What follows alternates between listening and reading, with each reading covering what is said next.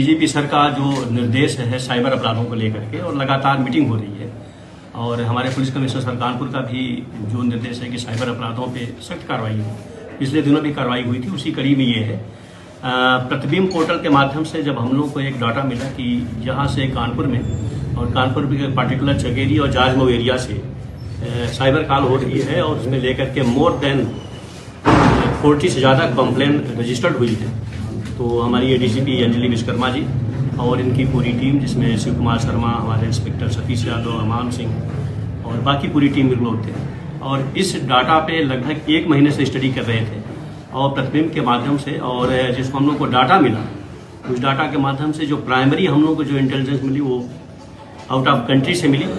वहाँ से ये मतलब डाटा मिल रहा था। फिर वहाँ से जब हम लोगों ने इसको ट्रेस किया, इंडिया से कौन उसको ट्रैक कर रहा है, तो फाइनली हम लोगों को जो डाटा मिला, उस डाटा के आधार पे हमारी टीम पिछले 20 दिन से कॉन्टिन्यूस मॉनिटरिंग करके 4 व्यक्ति को गिरफ्तार किया है, और इसमें 90 लाख से ज़्यादा तक अभी एक कंप्लेन हुई है। उनका जो मोडस ऑपरेंडी काम करने का तरीका है, लोगों को झांसे में लेना, कस्टम बन करके, ऑफिसर बन करके, इनकम टैक्स का, आईडी का, ईडी का, और इस तरीके से एक ब्लैकमेल करते थे, और जब आदमी गिरफ्त में आ जाता था फिर उससे पैसे को एक्सटॉर्शन करते थे। तो ये आपने देखा होगा, इंस्ट्रूमेंट ये पूरा का पूरा बरामद है। इसमें कुछ हम लोग को जो टेक्निकल मिली है, उस पर हम लोग आगे ऊपर फीडबैक देंगे कि अगर ये चीज़ें सुधारी जाएँ तो शायद चीज़ों में साइबर अपराध कम हो सके। स्पेशली व्हाट्सएप के बारे में कुछ हम लोगों को चीज़ें मिली हैं, जिसपे हम लोग इसको ऊपर भी डालेंगे कि ये चीज़ें बंद होनी चाहिए। जैसे आप देखते हो कि एक व्हाट्सएप कई नंबरों पे चल जाता है, जैसे आपने सिम निकाला और सेट में आपके लगा हुआ कहीं चलता रहेगा, तो एक बहुत बड़ा एक मेजर फॉल्ट है, और इस पर हम लोग ऊपर भी करेंगे कि ये चीज़ बंद होनी चाहिए। कई टेक्निक है उसमें एक पार्ट ये भी है। इनको ले जाओ, क्या है इनका स्टेटस, क्या है इन लड़की का क्या रोल था इसमें? बेसिकली ये 1-2 तो इसमें कमीशन पे है जो उनको पैसा मिलता था। बेसिकली ये जो दोनों भाई है जो इसमें दिया हुआ, सगे भाई जेल गए हुए हैं, ये लोगों से ठगते थे, पैसा लेते थे, और पैसा लेने के बाद फिर अपना उसको करते थे। तो मोडस ऑपरेंडी मोटा मोटी इन लोगों का है कि सुबह से शाम तक अगर 2 या 3 को भी इन्होंने फंसाया अपने में, तो लगभग 3 लाख 2 लाख रुपया पर डे इनका। लड़की का रोल ये है कि जो डिवाइस मिली है वो लड़की के पास मिली है, लड़की ऑलरेडी चैट कर रही थी, और ये भी उसी का गैंग का एक हिस्सा है। एजुकेशन क्या Honey pot type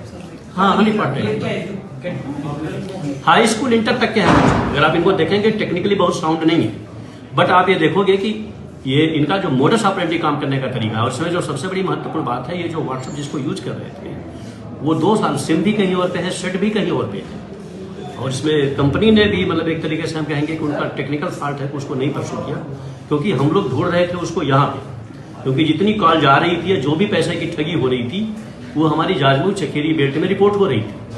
actual criminal यहाँ के नहीं थे। वो हम लोग के लिए बड़ा टेक्निकल था कि जब यहाँ पे बार बार रिपोर्ट हो रही है और यहाँ पे कुछ मिल नहीं रहा है, तो मिलेगा कहाँ? तो हमारी टीम है, हमारे इसमें शिव कुमार शर्मा ने बहुत मेहनत करी, ये जो सौरभ पांडे इन्होंने मेहनत करी, तो इस पे हमारी अंजलि भी डीसीपी भी एक साल में कानपुर में साइबर अपराधों में कई गैंग का पर्दाफाश हुआ, तो क्या माना है कानपुर एक साइबर अपराध की ना अब कम हो रहा है पिछले 1-2 सालों में, अभी बीच में भी आपने देखा, और हम लोग जागरूक भी कर रहे हैं, और जिसे गांव घर में जाकर के लोगों को भी पता है। पहले हम लोग को टेक्निकली इतना नहीं मिल पाता था, जैसे प्रतिबिंब पोर्टल हो गया, बाकी पोर्टल हो गया। आपने देखा होगा पिछले 1 सालों में कई हजार सिम और मोबाइल से ब्लॉक कराए गए, तो धीरे धीरे भारत सरकार भी और स्टेट गवर्नमेंट भी वो जो टेक्निकल है उस पर हो रहा है। कितने लाख का कर चुके हैं, कितने लोगों से कर चुके हैं अब तक? मतलब मैंने बताया ना, करीब 70-80 कंप्लेन तो यहाँ पे दर्ज है, और मतलब 90 लाख से ऊपर का इनका फ्रॉड है।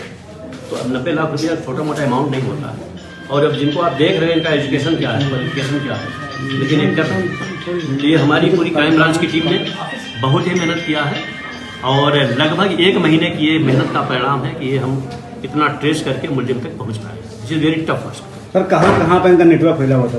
ये बेसिकली हमको लखीमपुर मूव करना पड़ा, गोंडा, बहराइच, सीतापुर, उन्नाव तक हमारी टीम भटकती रही और सर्च करती रही पीछे पीछे, तब जाकर के लोग। कितनी टीम लगी थी इसमें? इसमें हमारी 10 से 15 टीमें लगी।